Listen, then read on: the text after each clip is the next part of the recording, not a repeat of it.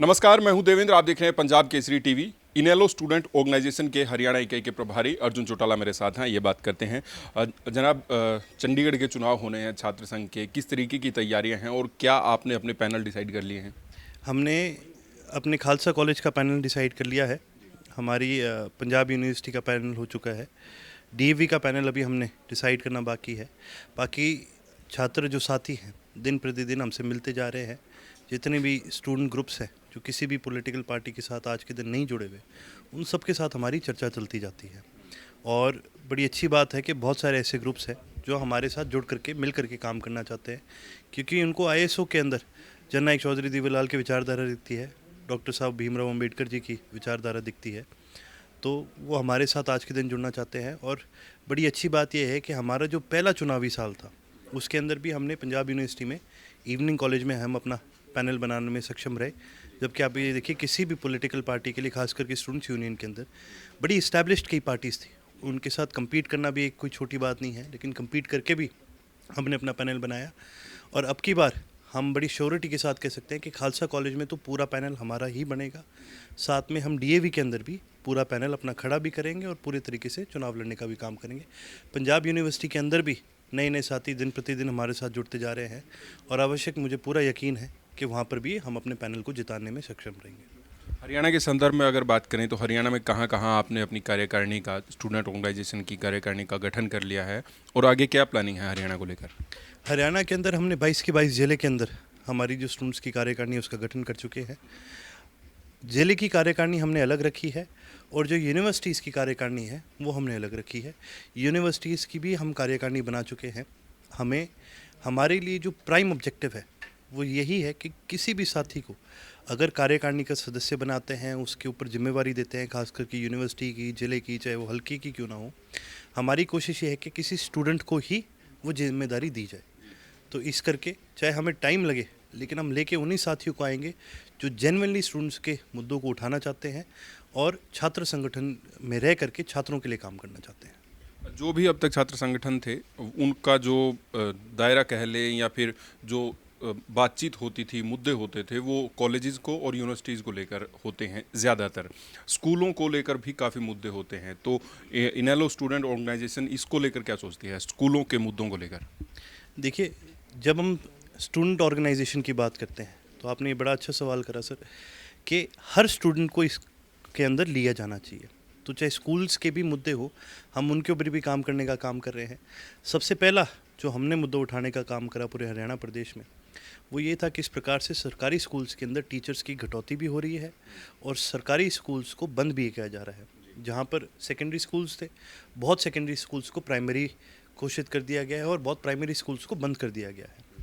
अब जब हम स्टूडेंट की बात करते हैं तो एक स्टूडेंट की एजुकेशन से सिर्फ उसको फ़र्क नहीं पड़ता, उसके माँ बाप को भी फ़र्क पड़ता है।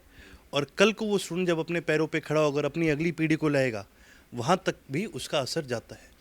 तो हम जब स्टूडेंट्स ऑर्गेनाइजेशन के तहत हम जब किसी के लिए काम करना चाहते हैं, हम ग्राउंड से लेके, या आप लगा लो कि फर्स्ट से लेके पीजी तक, हम सभी साथियों को, सभी छात्रों को अपने साथ लेकर के काम करना चाहते हैं। तो अभी स्कूलों को लेकर क्या मुद्दे हैं और क्या आप सरकार से, शिक्षा मंत्री से भी आप मुलाकात करने जा रहे हैं? किन मुद्दों को लेकर मुलाकात करेंगे? देखिए, स्कूल्स का एक बहुत बड़ा मुद्दा, जैसे कि मैंने आपको बताया, एक तो टीचर्स की कमी है।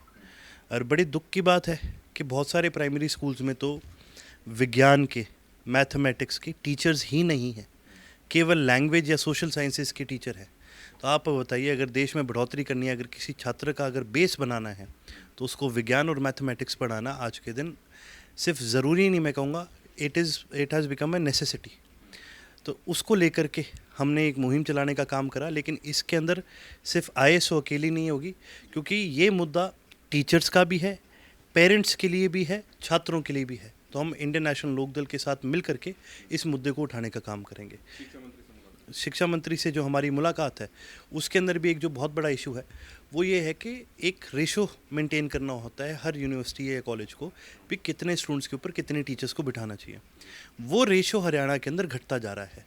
उसके साथ साथ हरियाणा की यूनिवर्सिटीज़ के अंदर सीट्स की बढ़ोतरी की जाती है, जनरली पॉपुलेशन को ध्यान में रखते हुए, क्योंकि हर साल पॉपुलेशन में इंक्रीज़ आता है, तो हर साल सीट्स की भी बढ़ोतरी की जाती है। लेकिन इस साल ना ही टीचर्स में कोई बढ़ोतरी आई है और ना ही सीट्स में बढ़ोतरी आई है।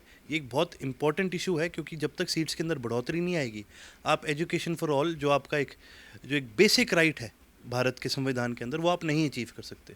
उसको लेकर के एजुकेशन मिनिस्टर से हमारे साथी जो हैं वो मिल करके आएंगे और ज्ञापन देने का भी काम करेंगे। आखिरी सवाल है, हरियाणा में छात्र संघ चुनाव काफ़ी वक्त से बंद हैं, इसको लेकर आपका क्या स्टैंड है और आगे क्या मांग करते हैं आप?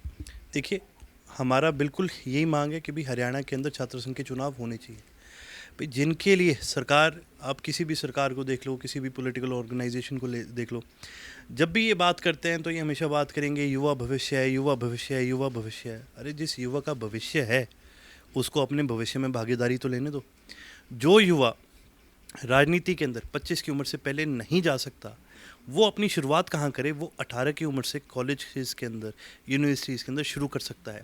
वो सीख सकता है कि किस तरह से भाई डेमोक्रेसी, जो एक हमारे देश का मूल आधार है, जिस पे हमारी कॉन्स्टिट्यूशन फाउंड हुए, जिस डेमोक्रेसी जो आज के दिन कहा जाता है कि दुनिया की सबसे बड़ी डेमोक्रेसी कौन है? भारत है, एक डेमोक्रेसी का मंदिर है। उस डेमोक्रेसी को अगर आप सही तरीके से मेंटेन करना चाहते हो, तो उस डेमोक्रेसी के हर भागीदार को, खास करके वो छात्र जो 18 की उम्र में वोट देने लायक होता है, लेकिन उसको कभी भी डेमोक्रेटिक प्रोसेस का वोट से आगे उसको हिस्सा नहीं बनाया जाता, तो उनको उस डेमोक्रेटिक का एक हिस्सा बनाना, उस डेमोक्रेटिक प्रोसेस का एक टेस्ट दिलाना बहुत ही आवश्यक है। इसलिए शुरू दिन से जो हमारा जब फाउंड करी गई थी आईएसओ, ये हमारे लिए एक बहुत बड़ा मुद्दा रहा था कि भाई हरियाणा प्रदेश के अंदर स्टूडेंट यूनियंस के चुनाव होने चाहिए, हर हाल में होने चाहिए। चलिए, बहुत बहुत शुक्रिया। अर्जुन चौटाला, इनेलो स्टूडेंट ऑर्गेनाइजेशन के प्रभारी मेरे साथ थे और कई मुद्दों को लेकर मैंने उनसे बात की। मैं हूं देवेंद्र, कैमरा के पीछे मेरे सहयोगी अमित। नमस्कार।